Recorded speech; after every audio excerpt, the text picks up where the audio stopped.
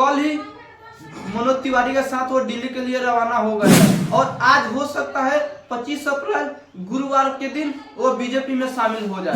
अभी तक जो मनीष कसम निर्दलीय चुनाव लड़ रहे थे उनको बीजेपी ने दिल्ली बुलवाया है और बीजेपी को यह डर है कि मनीष कसम सिर्फ बेतिया लोकसभा या पश्चिमी चंपारण पर ही फर्क नहीं डालेंगे, बिहार के सारे सीटों पर वो फर्क डालेंगे। कसम बीजेपी में शामिल हो सकते हैं। रक्सौल को सीधे पटना से जोड़ना ने मनोज तिवारी को दूत बनाकर भेजा है और वो कल ही दिल्ली के लिए रवाना हो गए हैं। और आप देख रहे हैं बिहार ग्राउंड न्यूज फास्ट और मैं हूं संजीव। इस वक्त के सबसे बड़ी खबर, मनीष कश्यप हो सकते हैं बीजेपी में शामिल।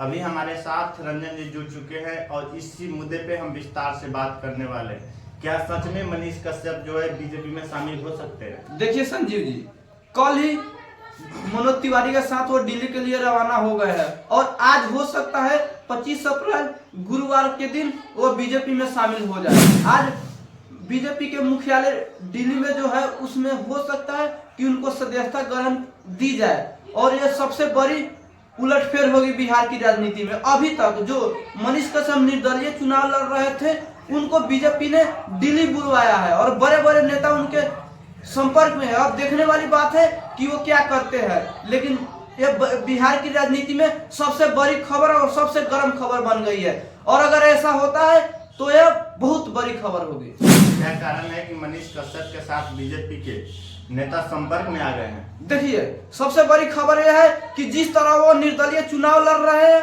और बहुत अच्छे तरीका से उनके जनसभा में सैलाब लोगों की बह रही है और वो रोज शो भी कर रहे हैं। वहाँ लोगों की काफी युवाओं की, किसानों की, बुजुर्गों की, महिलाओं की, नौजवानों की, स्टूडेंट जो सब उनके साथ खुल के आ रहे हैं। यही सबसे बड़ी कारण है कि वो उनके साथ बीजेपी अब संपर्क में है और बीजेपी को यह डर है कि मनीष कसम सिर्फ बेतिया लोकसभा या पश्चिमी चंपारण पर ही फर्क नहीं डालेंगे, बिहार के सारे सीटों पर वो फर्क डालेंगे। इसीलिए बीजेपी को क्या झुकना पड़ रहा है, यह अभी सबसे बड़ी खबर है और देखने वाली बात है।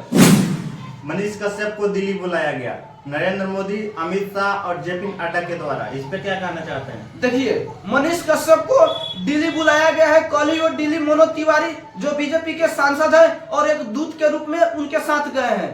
अब आगे की बात है, क्या वो बेतिया लोकसभा सीट से लड़ेंगे या किसी और चीज पे मानेंगे, यह सबसे बड़ी खबर है और यह देखने वाली बात है कि क्या डील कर पाते हैं। लेकिन हाँ, वो दिल्ली में चले गए हैं, क्या बात बन पाएगी या नहीं ये तो बात की बात है। लेकिन सूत्रों के हवाले से बड़े बड़े चैनलों पर एक खबर चल रही है कि मनीष कश्यप बीजेपी में शामिल हो सकते हैं और उनका बीजेपी के बड़े बड़े नेताओं का बुलाने का मकसद यही है कि बिहार में जिस तरह मनीष कश्यप का हवा बह रहा है उस हवा में कहीं बीजेपी ना ढह जाए। इसीलिए बीजेपी के बड़े बड़े नेता नरेंद्र मोदी, अमित शाह, जेपी नड्डा जैसे जो भारत का नेतृत्व करते हैं उनको भी इस बात का मानना पड़ा है कि मनीष कश्यप वो इंसान है जो अपने दम बूते पर कुछ भी कर सकते हैं।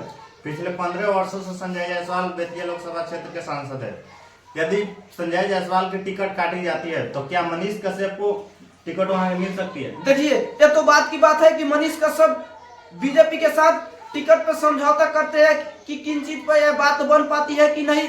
लेकिन हो भी सकता है कि संजय जायसवाल का टिकट काट कर मनीष कश्यप को दे दिया जाए। जो संजय जायसवाल जो 15 सालों से लगातार वहां के सांसद है, उनके पिताजी भी सांसद रह चुके हैं और वो काफी बड़े वोट के अंतर से जीत भी रहे हैं। लेकिन जिस तरह मनीष कश्यप का दबदबा बढ़ते जा रहा है उस क्षेत्र में, और ये सबसे बड़ी कारण है कि बीजेपी को आखिरकार उनको दिल्ली बुलाया गया है। अब देखने वाली बात है क्या मनीष कश्यप बीजेपी में शामिल होंगे। तो मनीष कश्यप बहुत बड़े बड़े वादे किए थे, उन वादे पे अपना कायम रहेंगे।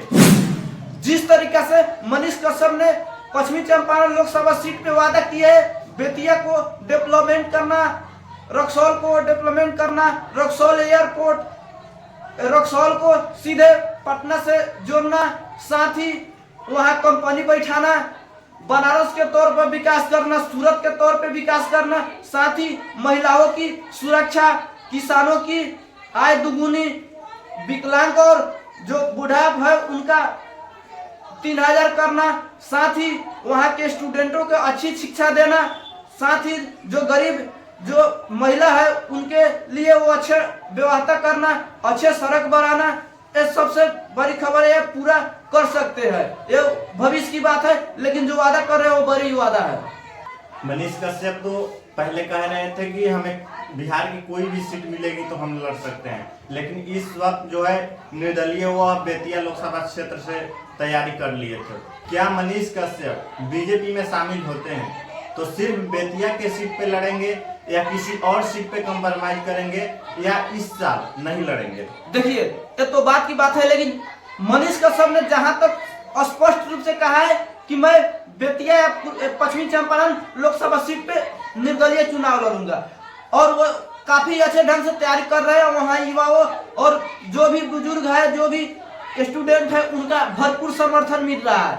और इसको देखते हुए ही नरेंद्र मोदी ने मनोज तिवारी को दूत बनाकर भेजा है, और वो कल ही दिल्ली के लिए रवाना हो गए हैं, और वह आज हो सकता है 25 अप्रैल को बीजेपी में शामिल हो जाए। अगर वो शामिल होते हैं तो यह बहुत बड़ी खबर होगी, यह बिहार की सबसे बड़ी खबर होगी, और इसका मायना ही नहीं होगा कि कैसे उलटफेर हो गया। बहुत बहुत धन्यवाद आप लोग को इस वीडियो को देखने के लिए। मिलते हैं अगले वीडियो में, जब तक के लिए जय हिंद।